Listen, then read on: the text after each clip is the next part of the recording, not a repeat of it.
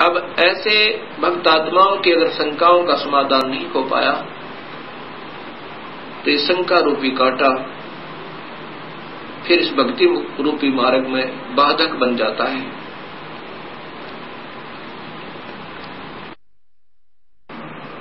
इसके लिए सर्वप्रथम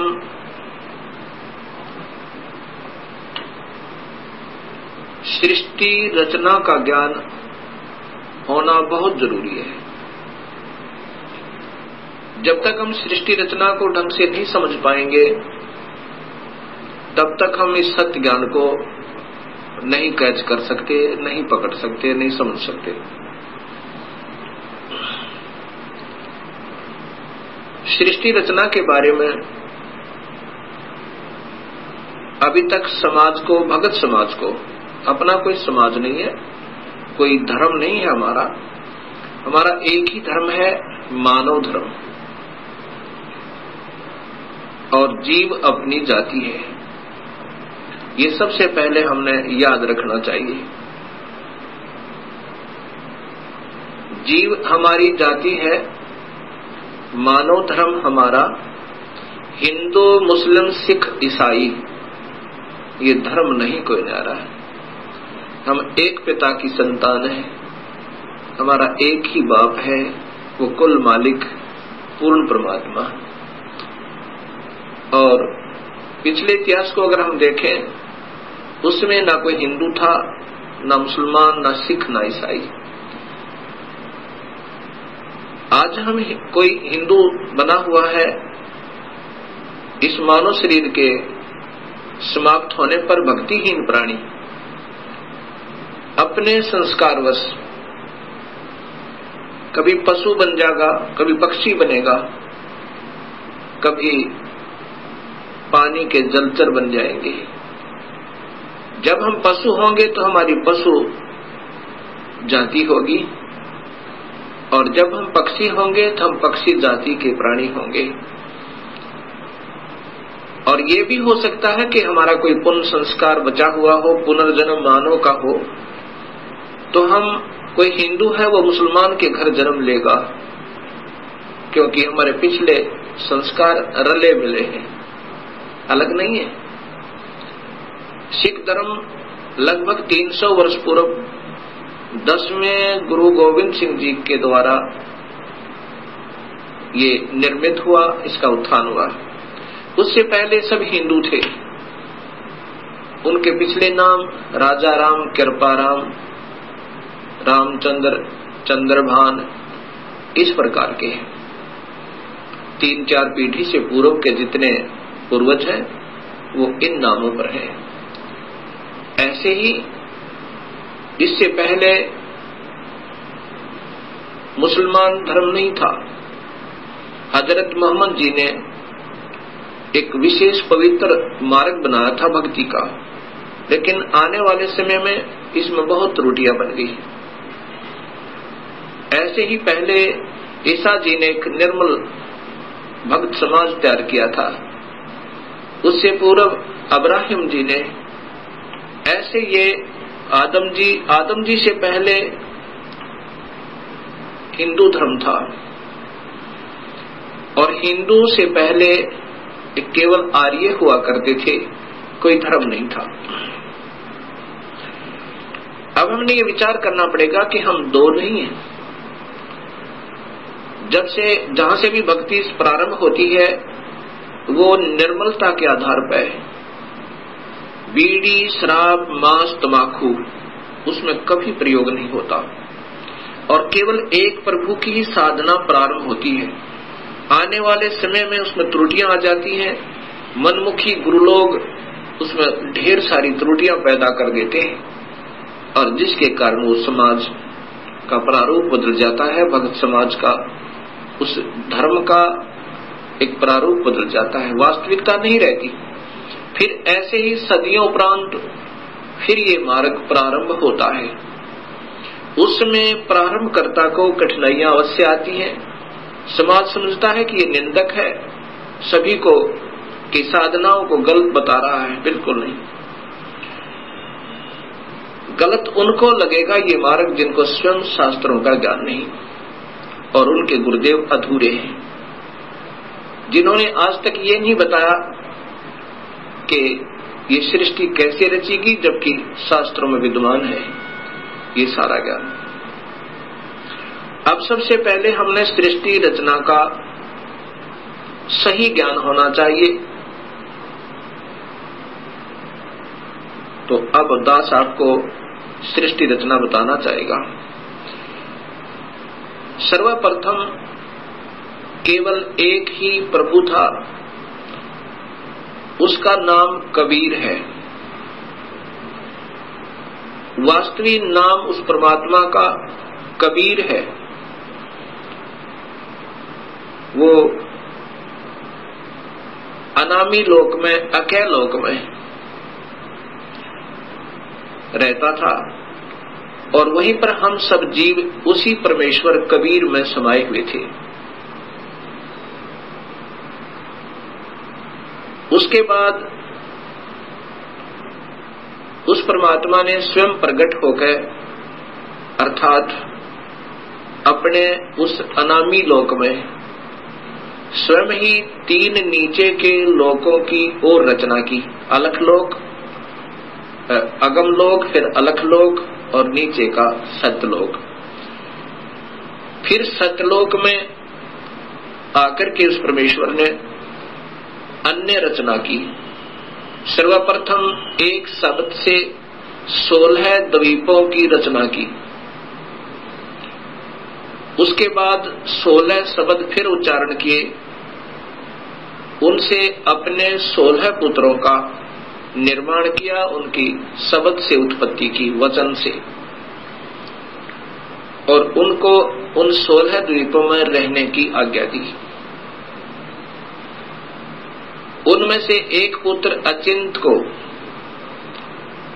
उस सतपुरुष ने, क्योंकि सतलोक में उपमात्मक नाम उसी कबीर परमेश्वर का सतपुरुष, नी अक्षर पुरुष, परम अक्षर पुरुष, शब्द स्वरूपी राम, अकाल मूर्त, पूर्ण ब्रह्म, ये उनके उपमात्मक नाम है और वास्तविक नाम उस परमेश्वर का कबीर है।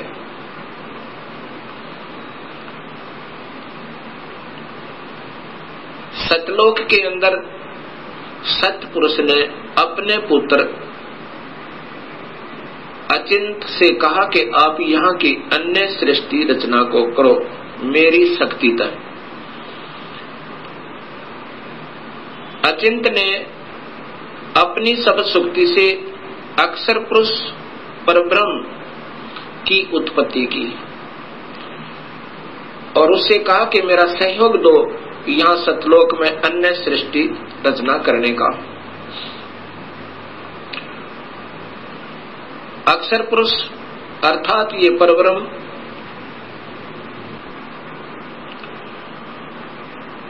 एक सतलोक में बने हुए मान सरोवर में, उसके अंदर अमृत जल है। सतलोक के अंदर जल अमृत है। उस अमृत सरोवर में प्रवेश कर गए और वहां आनंद से विश्राम करने लगे। अक्षर पुरुष को निद्रा आ गई। सतलोक के अंदर श्वासों से शरीर नहीं है। काफी समय तक सोते रहे। तब सतपुरुष ने अपनी शब्द शक्ति से एक अंडा, जल अमृत तत्व से एक अंडा बनाया और उसमें एक आत्मा प्रवेश की। उस आत्मा समेत उस अंडे को उस जल में डाला, अमृत सरोवर में, उस मान सरोवर में। वो अंडा गड़गड़ गड़गड़ करता हुआ नीचे जा रहा है तो अक्षर पुरुष अर्थात इस पार ब्रह्म की निद्रा भंग हुई। जब ही कोई अधूरी निद्रा से जागता है उसके अंदर कुछ कोप होता है। अब जो ही उसने अपनी कोप सहित दृष्टि से देखा कि मेरी निद्रा किसने भंग कर दी, तब उसका वो कोप उस अंडे पर पड़ा। अंडा 2 भाग हो गया। उसमें से ये ब्रह्म निकला, क्षर पुरुष। ब्रह्म अर्थात क्षर पुरुष इसी को ज्योत स्वरूपी निरंजन, वास्तव में इसका नाम कैल है, कैल। और यही आगे चल के काल कहा, ये आने वाले इसी विवरण में आपको ज्ञान होगा। आकाशवाणी सतपुरुष ने की कि तुम दोनों बाहर आओ। अक्षर पुरुष तुम निद्रा में थे और आपके बिना यहाँ सृष्टि नहीं रची जा रही थी। तुम दोनों बाहर आओ और तुम्हें जगाने के लिए सारी क्रिया की गई और तुम दोनों के दोनों अचिंत के लोक में रहो। ऐसे आदेश प्रभु का पाकर वे दोनों के दोनों अचिंत के लोक में रहने लगे काफी समय तक। उसके बाद हम सभी की उत्पत्ति कबीर परमेश्वर ने, उसी सतपुरुष ने अपने शब्द शक्ति से हम सबकी उत्पत्ति वहां पर की। कुछ दिनों के बाद इस क्षर पुरुष के अर्थात ब्रह्म के मन में एक खरपतवार उपजा। इसके मन में ये आया कि मैं अपना अलग से राज्य बनाऊं। मेरे अन्य भाई सब एक एक द्वीप में रहते हैं और हम दो यानी अचिंत और ब्रह्म और साथ में ये अक्षर पुरुष पर ब्रह्म भी, हम एक ही द्वीप में रह रहे हैं। मैं अपना अलग राज्य चाहूंगा। इस उद्देश्य से ब्रह्म ने, क्षर पुरुष ने, ज्योत स्वरूपी निरंजन ने 70 युग तक अलग से एक पैर पर खड़ा होकर तपस्या की। जब ये तपस्या कर रहा था, हम ये सभी आत्माएं जो आज काल के लोक में दुख पा रहे हैं, चाहे आज कोई देव बना है, चाहे कोई महादेव बना है, चाहे आज कोई शूकर बना है, चाहे कोई गधा बना है, चाहे कोई राजा बना है, चाहे कोई रंक बना है, पशु या पक्षी बना हुआ है, ये सभी की सभी आत्माएं हम इस काल के ऊपर अर्थात इस ब्रह्म के ऊपर आसक्त हो गए। और यही बीमारी आज हमारे अंदर विद्यमान है, यही प्रक्रिया। जैसे ये नादान बच्चे किसी हीरो और हीरोइन को देखकर उसकी अदाओं के ऊपर इतने आसक्त होते हैं, हो जाते हैं कि वो अगर आसपास कहीं किसी शहर में वो हीरो, वो अभिनेता या अभिनेत्री आ जावे, लाखों की संख्या में उनके दर्शनार्थ भीड़ उमड़ जावे और लेना एक न देने दो, कुछ मिलना नहीं उससे। ऐसी हमारी वृत्ति वहां बिगड़ी थी सत्यलोक में। हम वहां रहा करते थे अपने पिता के पास, कोई दुख नहीं था, कोई मृत्यु नहीं थी, हमारे परिवार थे, हम प्यार से रहा करते थे। लेकिन वहां हम अपने पति भर्ता पद से गिर गए। अपने मूल मालिक उस पूर्ण ब्रह्म जो सर्व सुखदायी सदा सहाय आत्मा का आधार वास्तव में भगवान है, जो जीव को दुखी नहीं करता, जन्म मरण के कष्ट में नहीं डालता, कुत्ते और गधे नहीं बनाता, उसको छोड़कर और हम इस काल यानी ब्रह्म के ऊपर आसक्त होगी। जब इसने 70 युग तप कर लिया, तब पूर्ण परमात्मा ने, पूर्ण ब्रह्म ने, सतपुरुष ने पूछा, भी क्या चाहता है तू काल, कैल क्या चाहता है, ब्रह्म तू क्या चाहता है। तब इस ज्योत स्वरूपी निरंजन ने कहा कि पिताजी, ये स्थान जहां मैं रह रहा हूं ये कम है, मुझे अलग से राज्य दो। तब उस पूर्ण ब्रह्म ने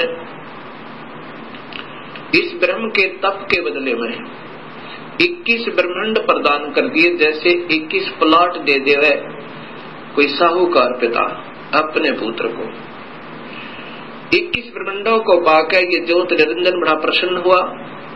कुछ दिनों के बाद इसके मन में आया कि इसमें कोई अन्य रचना करूं, उसके लिए कुछ समान पिताजी से मांगू। इसने 70 युग तप फिर किया। तब सतपुरुष ने पूछा कि आप क्या चाहते हो, आपको 21 ब्रह्मांड प्रदान कर दिए। तब इस ब्रह्म ने कहा कि पिताजी, इसमें कुछ रचना करना चाहता हूँ, कृपा रचना करने की सामग्री दीजिए। सतपुरुष ने इस ब्रह्म को 5 तत्व और 3 गुण प्रदान कर दिए। इसके बाद इसने सोचा कि ब्रह्म ने सोचा कि इसमें जीव भी हो, मेरा अकेले का मन नहीं लगता। इस उद्देश्य से 64 युग तप फिर किया। तब सतपुरुष ने पूछा कि क्या चाहता है ज्योत निरंजन, अब तो तुझे मैंने जो मांगा सो दे दिया। तब ब्रह्म ने कहा, पिताजी कृपा मुझे जीव प्रदान करो, मेरा अकेले का दिल नहीं लगता है। उस समय पूर्ण ब्रह्म सतपुरुष कबीर परमेश्वर ने कहा कि ज्योत निरंजन, तेरे तप के बदले में राज्य दे सकता हूं और ब्रह्मांड चाहिए वो दे सकता हूं, परंतु ये अपनी प्यारी आत्मा, अपना अंश नहीं दूंगा तुझे। ये तो तेरे किसी भी क्रिया, धर्म, धार्मिक क्रिया से, तप से, किसी भी जप से नहीं दूंगा। हाँ, यदि वो स्वयं कोई जाना चाहता है अब सब इच्छा से, कोई हंस आत्मा, कोई भक्त आत्मा, तो मैं स्वीकृति दे सकता हूं, नहीं तो मैं अपनी इच्छा से नहीं कहूंगा, ये मैं नहीं दे सकता। इस बात को सुनकर ये ब्रह्मक्षर पुरुष ज्योत स्वरूपी निरंजन, अर्थात जो भविष्य में फिर काल कहलाया, हमारे पास आया। आज हम जितने भी ये दुखी आत्मा इस काल के 21 ब्रह्मांड में पीड़ित हैं, हमारे पास ये ब्रह्म आया और हमसे कहा कि मैं वहां अलग से ब्रह्मांड लिए हैं मेरे पिताजी से अपने तप के बदले में। वहां ऐसे स्वर्ग बनाऊंगा, महास्वर्ग बनाऊंगा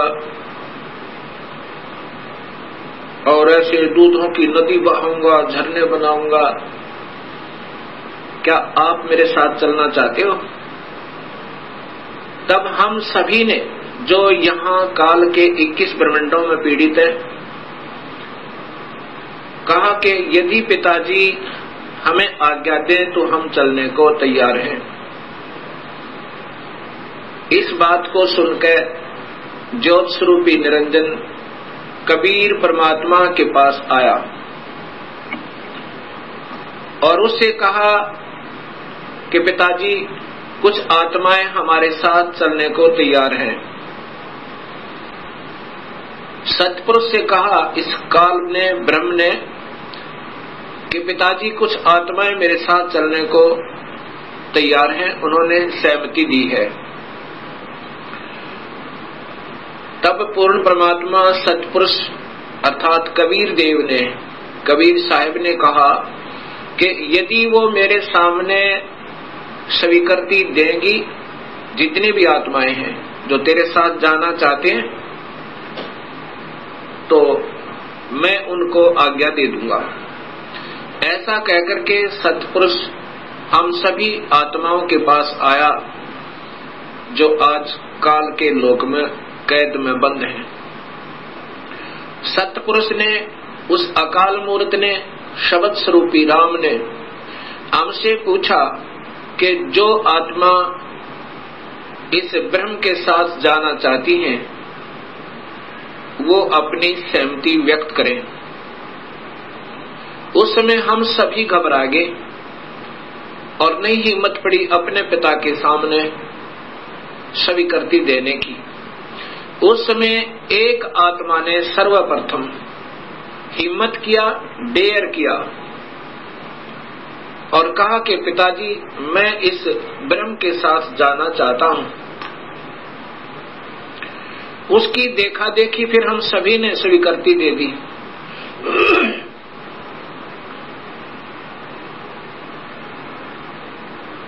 और जितनी भी आत्माएं उसमें स्वीकृति दी थी, सभी कबीर साहब ने उनके नंबर नोट किए, और जिसने सर्वप्रथम सहमति दी थी उस आत्मा का भी नंबर नोट किया, और ब्रह्म से कहा कि ब्रह्म आप जाओ अपने लोक में, अब इन सभी आत्माओं को मैं विधिवत तेरे लोक में भेजूंगा।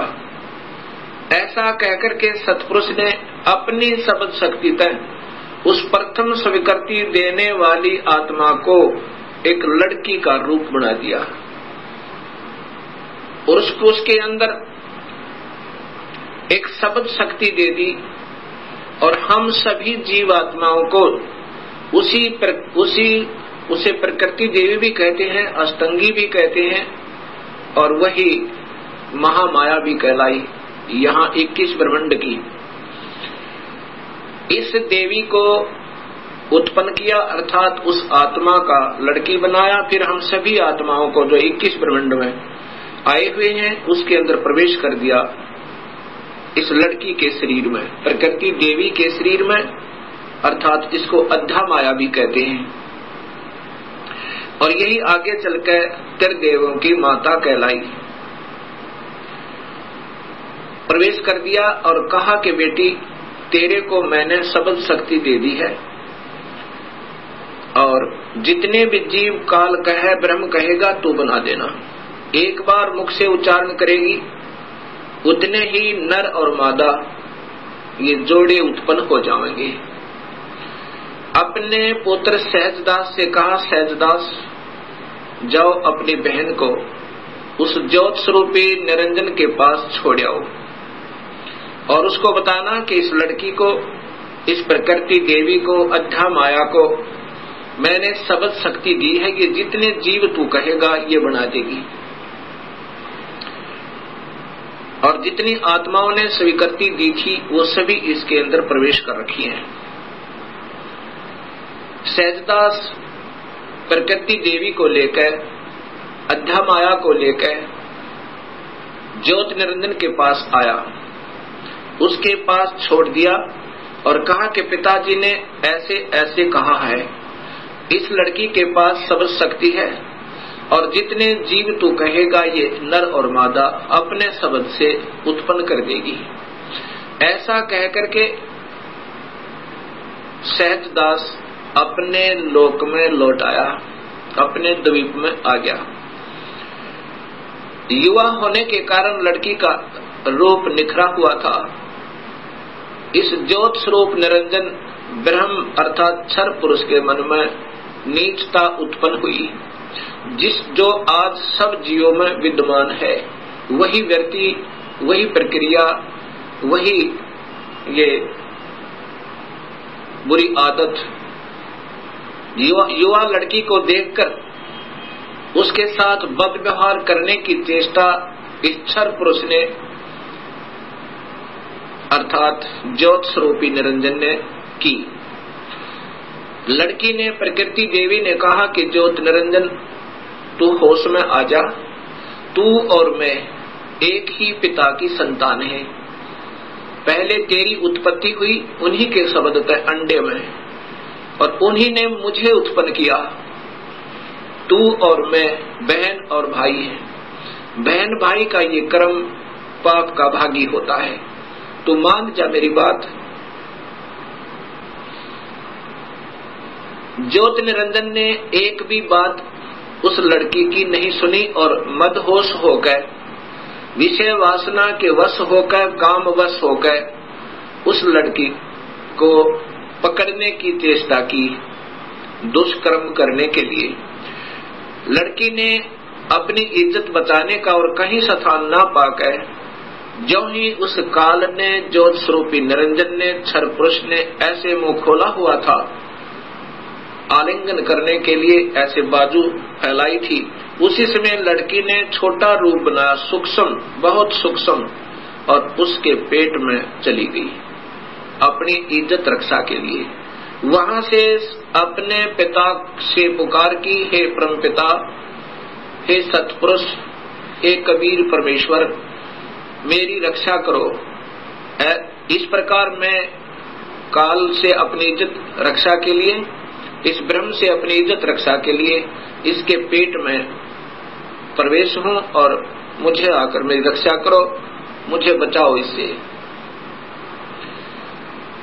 उसी समय कबीर परमेश्वर ने अपना ही दूसरा रूप अपने पुत्र योग संतायन अर्थात योग जीत, उसे जोग जीत भी कहते हैं, योग जीत का रूप बनाकर काल के 21 ब्रह्मांडों में प्रकट हुए और कहा कि ज्योत स्वरूपी निरंजन तूने जुल्म कर दिया, आपने ये ऐसा जुल्म कर दिया, ऐसे कर्म करने वाले पाप आत्मा को इस सच्चे लोक में ये श्राप, ये कर्म, ये पाप लगता है कि 1 लाख जीवों का, मनुष्य शरीरधारी जीवों का रोज आहार करेगा और 1.25 लाख की उत्पत्ति करेगा।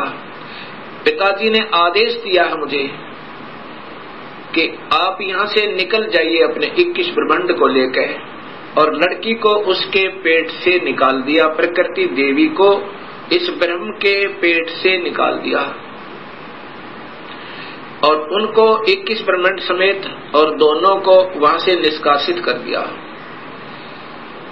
और कहा कि प्रकृति तूने स्वयं अपने पैर पर कवाड़ा मारा है, अपने पिता से दूर होगी तू, अब इसकी सजा तू ही पावेगी और जाओ यहाँ से 21 ब्रह्मांड लेकर आप चले जाओ। इतना कहते ही 21 ब्रह्मांड वायुयान की तरह वहां से चल पड़ा और वहां से सतलोक से 16 शंख कोश की दूरी पर नील पद्म शंख यानी 16 मिलियन 16 शंख कोश की दूरी पर ये 21 ब्रह्मांड आकर के स्थिर कर दिए कबीर परमेश्वर ने अपनी शक्ति तय। अब इस ज्योत स्वरूपी निरंजन के मन में फिर यही नीचता फिर उठी और कहा कि अब मेरा कौन क्या बिगाड़ सकता है, अब मैं मनमाना करूंगा। उस लड़की ने, प्रकृति देवी ने फिर प्रार्थना की कि ज्योत निरंजन अब भी तू मान जा। पहले तो आप और मैं एक ही पिता की संतान हैं और दूसरे मैं तेरे पेट से होकर आई हूं, ये कर्म अब मैं तेरी बेटी बन गई। प्रथम तो बहन और भाई का ये पाप कर्म महापाप का कारण, और दूसरे मैं तेरी बेटी हुई आपके पेट में होकर आई,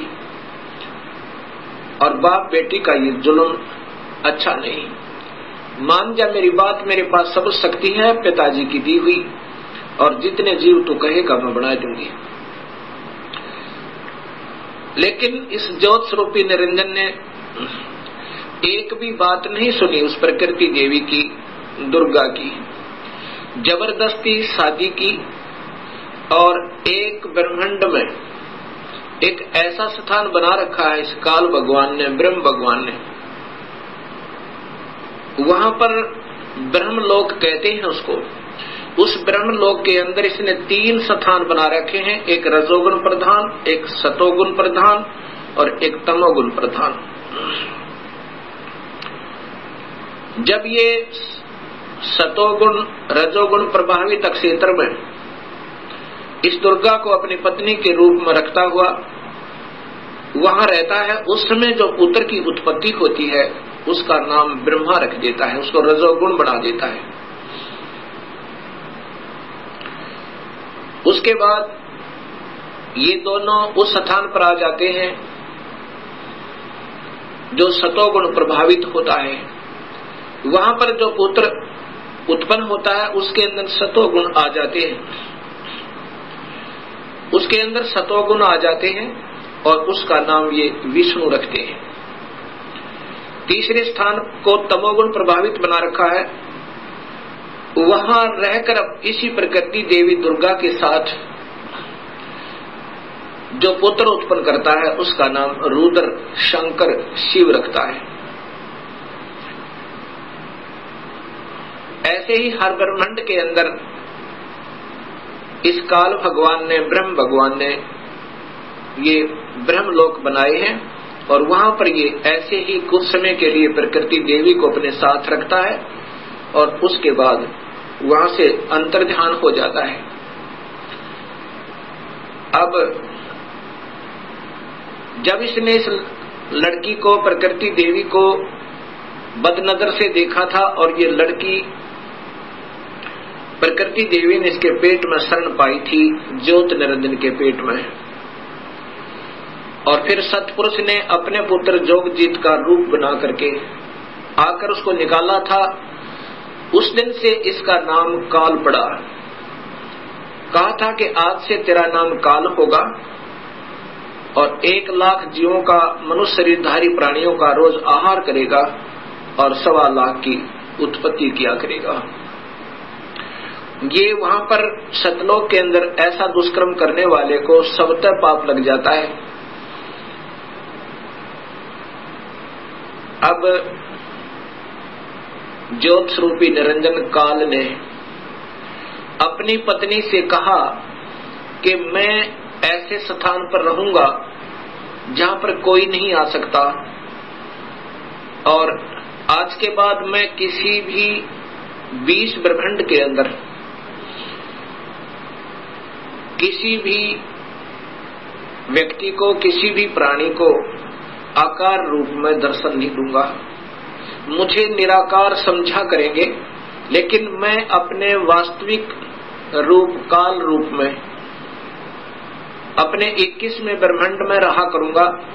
वहां पर कोई नहीं आ सकता, ना ब्रह्मा आ सकता, ना विष्णु आ सकता, ना शिव आ सकता, और ना ही कोई वेदों के अनुसार साधना करने वाले साधक आ सकते। मैं वहां रहा करूंगा और सर्व कार्य मैं गुप्त रूप से किया करूंगा। तब प्रकृति देवी ने कहा कि निरंजन मैं तेरे वश होगी, अब कुछ भी नाच नचा। इतने बड़े ब्रह्मांडों को, इन 20 ब्रह्मांडों को मैं कैसे चलाऊंगी एक स्त्री की जाति, और तू मुझे छोड़कर जा रहा है, कहता मैं आज के बाद किसी को दर्शन नहीं दूंगा। तब ज्योत स्वरूप निरंजन अर्थात इस काल भगवान ने, ब्रह्म ने कहा कि प्रकृति चिंता ना करे, जो कुछ भी करूंगा वो मैं ही करूंगा। तुम तो निमित्त मात्र होगे और ये बच्चे ब्रह्मा विष्णु महेश ये भी केवल निमित्त होंगे। इन सब का रिमोट मेरे पास होगा, सब कार्य मैं करवाऊंगा, तू चिंता मत कर। और जब ये बच्चे थोड़े से सियाने हों, इनको अचेत कर देना। जब ये बाल अवस्था से ऊपर उठे, इनको अचेत कर देना और मेरा भेद मत बताना। ये समझ लेना जान से, अगर मेरा भेद तूने इनको बताया तो मेरे से बुरा नहीं होगा। ऐसे उसको डरा धमका दिया। इस प्रकार ये काल उसके बाद निराकार कहलाता है, लेकिन ये आकार में अपने उस काल लोक में विद्यमान रहता है। जब ये बच्चे ब्रह्मा विष्णु महेश सियाने हुए,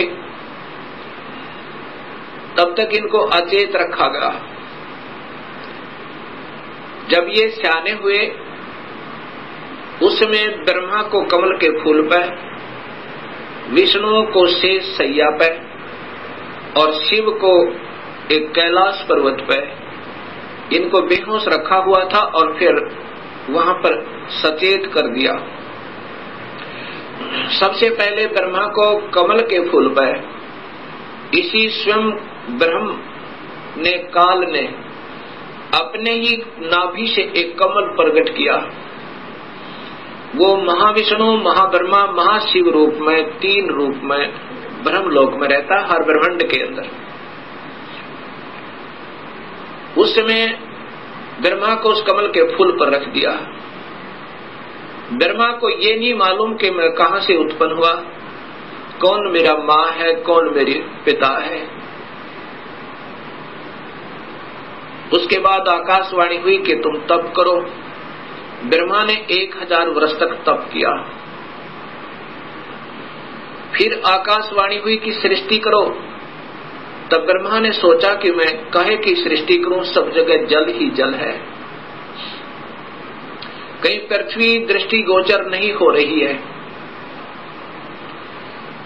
इतने में मधु और कैटभ नाम के दो राक्षस काल ने प्रेरित करके और ब्रह्मा की ओर भेज दिए। ब्रह्मा डर के मारे उस कमल के फूल को के डंठल को पकड़कर नीचे उतर गया, बहुत स्पीड है। नीचे जब आया तो उसी जल के ऊपर एक शेष सैया पर चतुर्भुज रूप में एक व्यक्ति सो रहा है। उसके हाथों में शंख चक्र गदा पद्म है। जब ब्रह्मा वहां पहुंचा उसी समय वो विष्णु जी थे, जो त्रिलोकीय विष्णु जी थे। उनमें से एक शक्ति निकली, वो आकाश में छा गई। उस समय ये ब्रह्मा विष्णु जी होश में आए।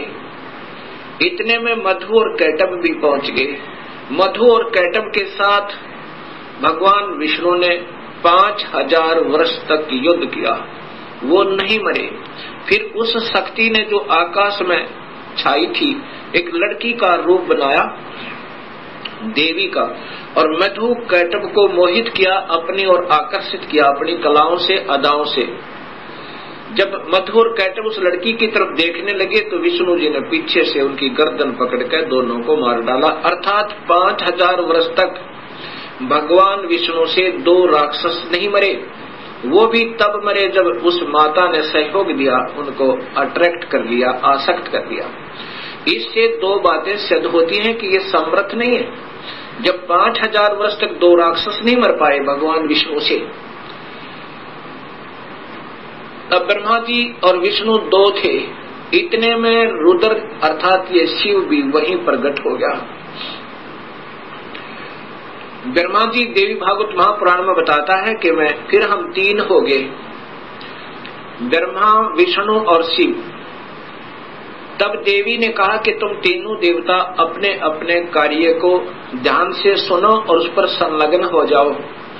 ब्रह्मा जीवों की उत्पत्ति करवावे, उनको रजोगुण प्रभावित करके, ये केवल इतने ही ब्रह्मा हैं। और विष्णु फिर इनके आपस में सतिथि बनाए रखे, मोह ममता में फंसाए रखे, ये विष्णु जी की ड्यूटी है। और शिव की ड्यूटी है कि ये संहार करे।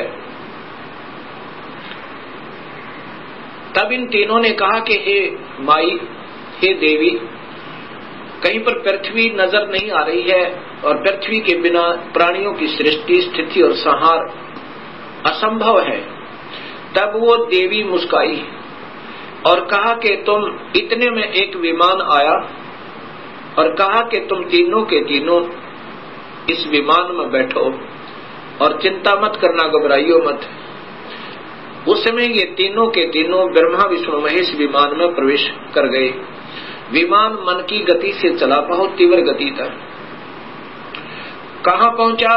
ब्रह्मलोक में पहुंचा, जहाँ पर ये काल भगवान 3 रूपों में रहता है, जहाँ इनकी उत्पत्ति की जाती है, ब्रह्मा विष्णु महेश की।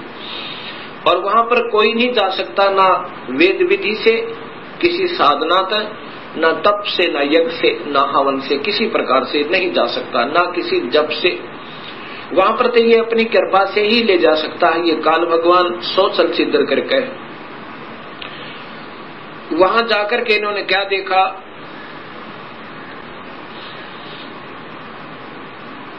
एक इंद्र देखा वहां पे, क्योंकि वो महास्वर्ग के अंदर एक महा इंद्र है। उसके बाद फिर आगे विमान गया, वहां एक ब्रह्मा देखा।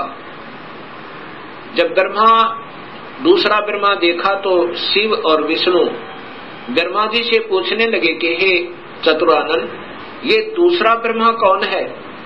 तब ब्रह्मा जी ने कहा, मुझे नहीं मालूम ये कौन है। उसके बाद विमान आगे चला। फिर क्या देखा कि एक त्रिनेत्रधारी भगवान शिव दूसरा देखा, जो नंदी वृषभ पर सवार थे, हाथ में त्रिशूल लिए हुए थे। उसके बाद इनका विमान आगे चला।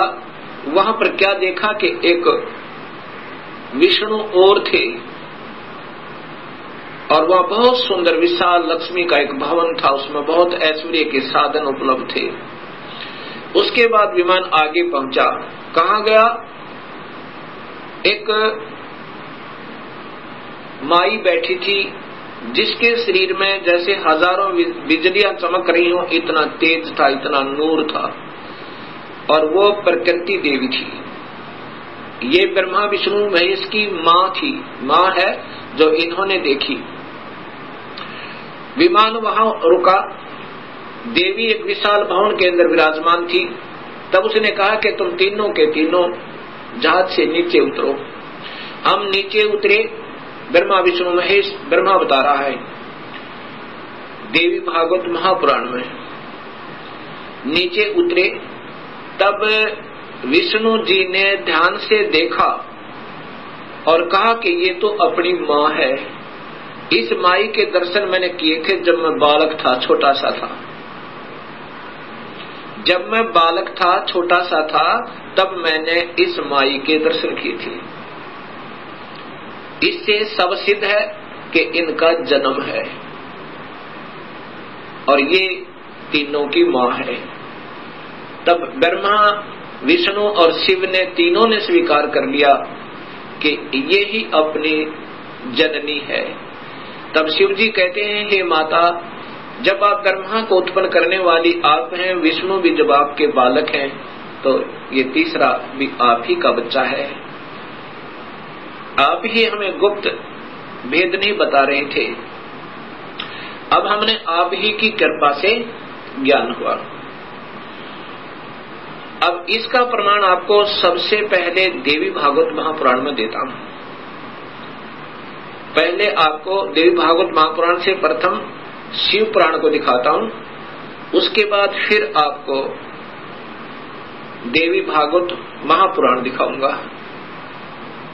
और ये शास्त्र पहले से उपलब्ध थे, कोई आज नहीं बनाए इस दास ने, क्योंकि जितने हमारे अभी तक शास्त्र विद रहे वो अल्पज थे, अधूरे ज्ञान युक्त थे, वो उनको इस सत्य मार्ग का पता नहीं था। इसलिए हमारे सभी पूर्वजों को भूत बना दिया, गीता विरुद्ध साधना करवा के, और पितर बनवा दिया गीता विरुद्ध साधना करवा के। गीता में लिखा है कि देवी देवताओं की पूजा मत करो, ब्रह्मा विष्णु महेश की पूजा तक भी नहीं करनी है, तीनों गुणों की भक्ति नहीं करनी है।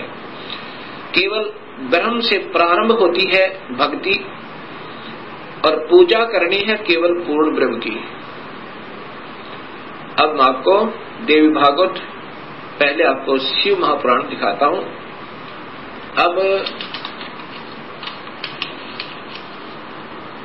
अब देखिएगा भक्तात्माओं, ये देवी भागवत महापुराण, शिव महापुराण, ये शिव महापुराण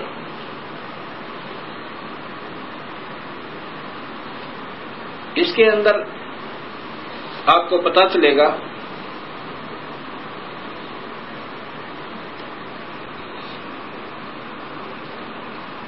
श्री शिव महापुराण भाषा सटीक सहितम, ये संस्कृत युक्त है, इसमें संस्कृत भी साथ है। और ये शिवा भाषा टीका टीकोत्तम, टीकाकार है डॉक्टर ब्रह्मानंद त्रिपाठी, साहित्य मोटा नहीं दो, साहित्य आयुर्वेद ज्योतिष आचार्य, MA PhD DMCA, ये टीकाकार है इनके। और ये आपके समक्ष है, इसमें क्या लिखा है यहां देखिएगा।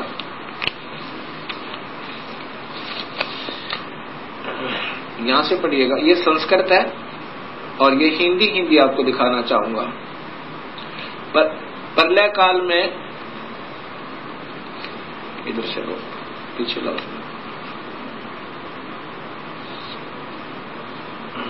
ए मुनिवर, प्रलय काल में भी शिव पार्वती का कभी वियोग न होने के कारण ही काशी को अविमुक्त अक्षेत्र कहते हैं।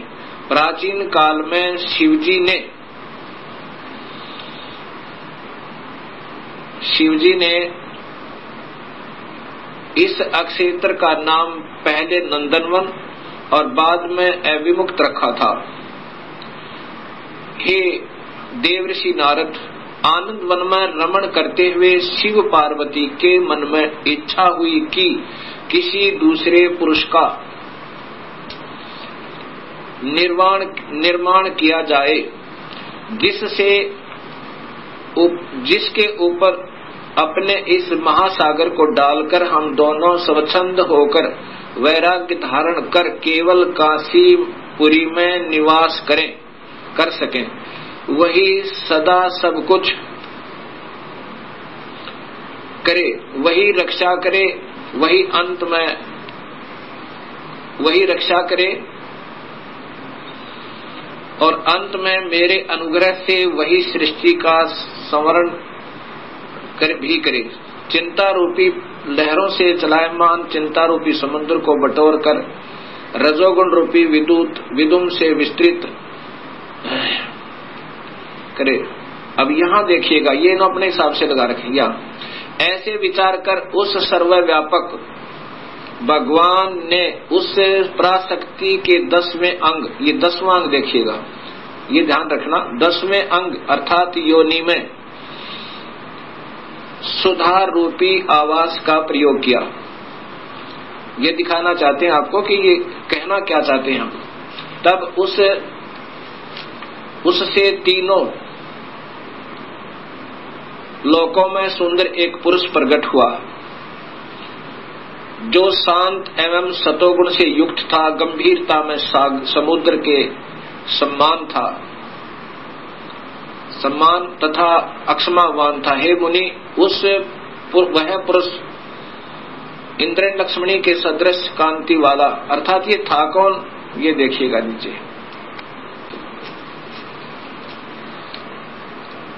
शिवजी ने कहा, उस जो पुत्र उत्पन्न हुआ उसको कहा, सर्वव्यापक होने से तुम्हारा विष्णु यह प्रसिद्ध नाम होगा। ये देखिए जानता है, फिर देखिए, सर्वव्यापक होने से शिव ने कहा, शिवजी ने कहा सर्वव्यापक होने से के कारण तुम्हारा विष्णु यह प्रसिद्ध नाम होगा। अब इससे सिद्ध हो गया कि शिवजी से विष्णु की उत्पत्ति। एक बार फिर लीजिए,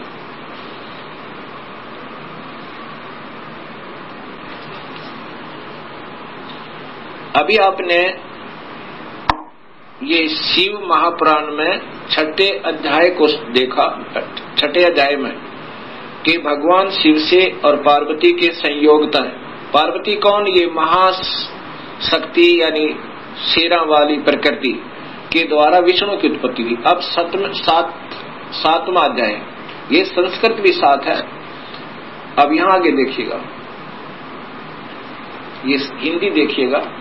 ब्रह्मा जी ने कहा कि विष्णु भगवान के शयन करने के बाद उनकी नाभि से एकाएक बहुत बड़ा कमल पुरुष उत्पन्न हुआ, कमल पुष्प।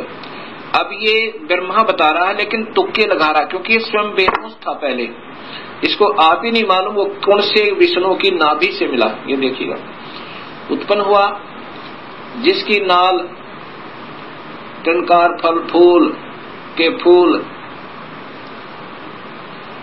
अब ज्यादा ना देखिए, देखिएगा, उस सांब शिव परमेश्वर भगवान शिव ने पहले की भांति जैसे विष्णु की उत्पत्ति की थी, दुर्गा और काल के संयोग तक पहले की भांति अपने दाहिने अंग से मुझे उत्पन्न किया। ब्रह्मा कह रहा कि मेरी उत्पत्ति भी उस काल ब्रह्म से, यानी शिव कह रहे हैं, ये शिव हो ब्रह्मा महाविष्णु महाशिव रूप में ये काल ही रहता है, मुझे उत्पन्न किया, ये ब्रह्मा जी ने बताया। कई भक्तात्मा कहते हैं कि जो गीता प्रेस गोरखपुर से प्रकाशित पुस्तकें हैं वही विशेषकर आम भक्त समाज उनको सत्य मानता है, ऑथेंटिक मानता है। अब आपके सामने यही गीता प्रेस गोरखपुर से प्रकाशित ये पुस्तक दिखाते हैं, शिव महापुराण।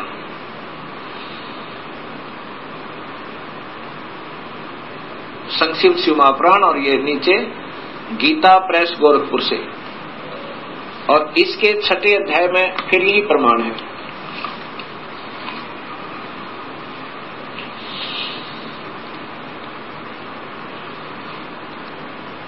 अब इसी शिव महापुराण का ये छठा अध्याय है। ये शिव महापुराण अध्याय नंबर 6, उसके बीच से सुना रहा हूं, आप इसको खरीद कर देख भी सकते हो। जिस परब्रह्म के विषय में ज्ञान और अज्ञान पूर्ण उक्तियों द्वारा इस प्रकार ऊपर बताए अनुसार विकल्प किए जाते हैं, उसने कुछ काल के बाद सृष्टि का समय आने पर द्वितीय की इच्छा प्रकट की। उसके भीतर एक से अनेक होने का संकल्प उदित हुआ। तब उस निराकार परमात्मा ने अपनी लीला शक्ति से अपने लिए मूर्ति आकार की कल्पना की। वह मूर्ति संपूर्ण ऐश्वर्य गुणों से संपन्न, सर्वज्ञानी, ज्ञानमयी, शुभ स्वरूपा, सर्वव्यापिनी, सर्वरूपा, सर्वदर्शनी, सर्वकारिणी, सबके एकमात्र, वंदनिया, सर्वदा सब कुछ देने वाली और संपूर्ण संस्कृतियों का केंद्र थी। उस शुद्ध रूपणी ईश्वरीय मूर्ति की कल्पना करके वह अद्वितीय, अनादि, अनंत, सर्व प्रकाशक, चिंत, सर्वव्यापी और अविनाशी परब्रह्म अंतर्हित हो गया। ये काल की कलाएं हैं सारी, और ये अनजान लेखक जिनको कुछ ज्ञान नहीं, इस काल को ही सब उपमा दे रहे हैं उस पूर्ण ब्रह्म के तुल्य, जो मूर्ति रहित परम ब्रह्म है। अब यहाँ मूर्ति हो गया और फिर मूर्ति रहित भी है। अब ये काल की ही कला है, वो क्या बन गया, शिव रूप में आ गया। उसकी मूर्ति यहाँ देखो, चिंतमय आकार भगवान सदाशिव है। ये काल ही निराकार है, और यही फिर महाशिव, महाविष्णु और महाब्रह्मा के रूप में ये सब कलाएं करता है। अर्वाचीन और प्राचीन विद्वान इसी को ईश्वर कहते हैं। जितना जिनको ज्ञान है, इस काल को ही ये ईश्वर कहते। उस समय एकाकी रहकर स्वेच्छानुसार विहार करने वाले उन सदाशिव ने अपने विग्रह से स्वयं ही एक स्वरूप भूता शक्ति की सृष्टि की, अर्थात वह देवी इसी के शरीर से निकली, वो निकाली थी पूर्ण परमात्मा ने, जो इसके पेट में शरण ले ली थी, कि जो उनके अपने श्री अंग से कभी अलग होने वाली नहीं थी। उस पराशक्ति को प्रधान प्रकृति, देखो, प्रधान प्रकृति, गुणवती माया, बुद्धि तत्व की जननी, विकार रहित बताया गया है। वह शक्ति अंबिका कही गई है, और उसी को प्रकृति, ये ध्यान से देखना भक्तात्माओं, यही देवी अध्या माया, ये प्रकृति देवी, प्रकृति सर्वोश्री सर्वैश्वरी देव जननी, यानी तीनों देवताओं की माँ, ब्रह्मा विष्णु महेश की माता, नित्य और मूल कारण कही, सदाशिव द्वारा प्रकट की गई उस शक्ति की 8 भुजाएं हैं। अब ये शब्द ही स्पष्ट हो गया कि यही प्रकृति देवी ब्रह्मा विष्णु महेश की माता है। और इसी में फिर आगे आता है कि ब्रह्मा और विष्णु की उत्पत्ति शिव से हुई। ये महाशिव काल है।